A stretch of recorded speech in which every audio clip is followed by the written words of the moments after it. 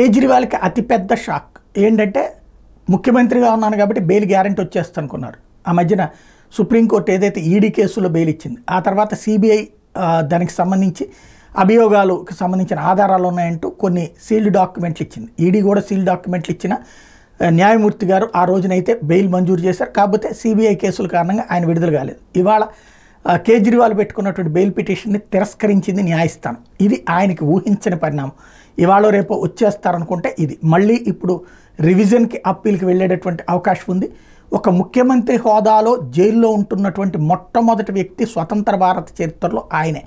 అంతకుముందు ఏ ముఖ్యమంత్రి అయినా సరే పదవి తను జైలుకి వెళ్లాల్సిన పరిస్థితుల్లో రాజీనామా చేసి జైలుకి వెళ్తుండేవాళ్ళు. బట్ రాజీనామా చెయ్యను, నేను ఆ హోదాలోనే జైలుకి వెళ్తాను, ఏ రాజ్యాంగం చెప్పలేదు కదా అని ఒక కొత్త పాయింట్ని పట్టుకుని జైల్లో ఉంటూ ముఖ్యమంత్రి హోదాను అనుభవిస్తున్నటువంటి తొలి వ్యక్తిగా ఉన్నటువంటి కేజ్రీవాల్ అయితే ఆశించింది పని జరగట్ల.